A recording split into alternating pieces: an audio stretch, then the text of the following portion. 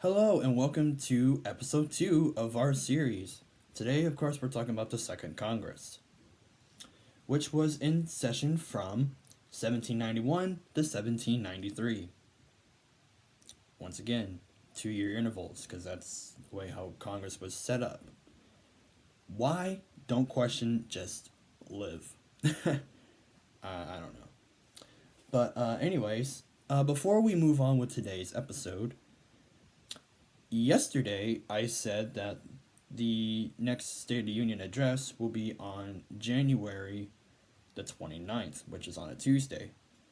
I looked at my calendar and it says that that day will be the video of the 10th Congress, which is 8 days, or 8 Congresses from now, obviously. But yeah, you guys are going to have to wait until that episode.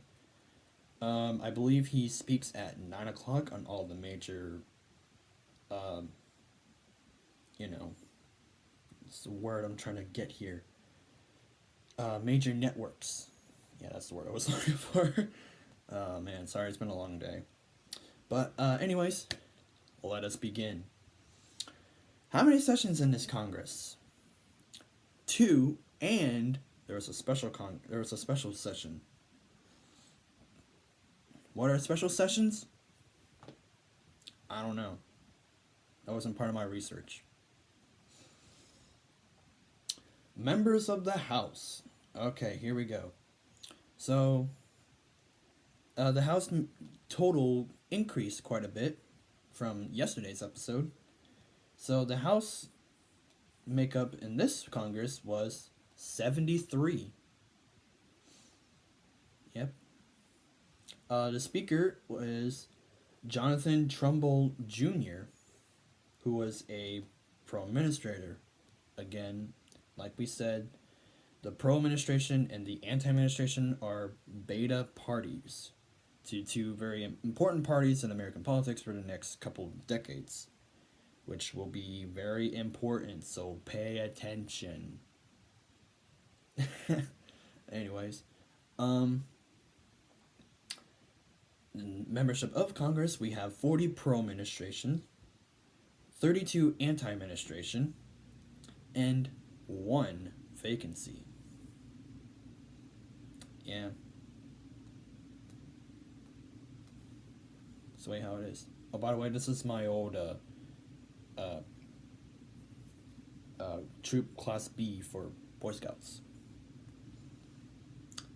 So yeah, fun stuff. And now we jump to the Senate.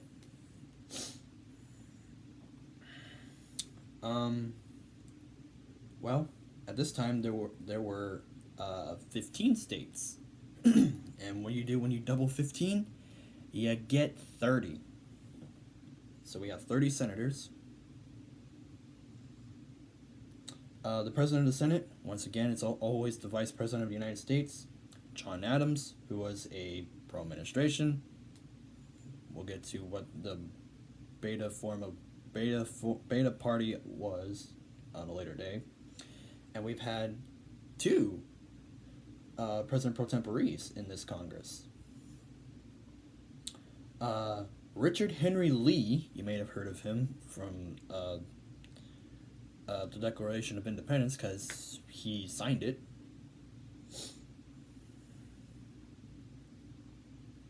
And a very important person in the Continental Congress.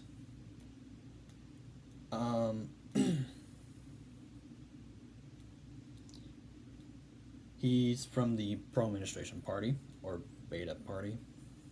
I probably should stop saying party because it's not really a party, it's a beta, like I always been saying.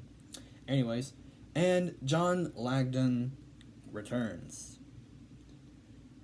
Again, he's pro-administration. And speaking of pro-administration, we have 17 of them in the Senate and 13 anti-administration. And what is our fun fact about during this Congress? The cornerstone of the executive mansion, now known as the White House, is laid. So this was during the time when, Washington, D.C. was kind of being built. And something I should have mentioned in the last episode, but really didn't have much time because I wanted to keep it all under 10 minutes.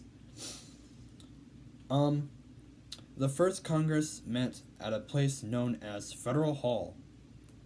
If you are from New York, you know exactly what I'm talking about. Federal Hall is where George Washington was sworn in as president. And it was also once the capital of our country. Yep.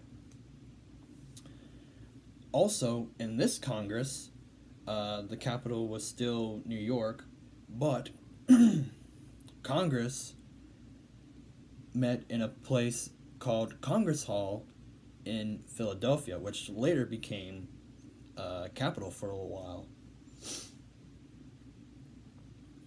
So yeah. So that's all I got for this episode.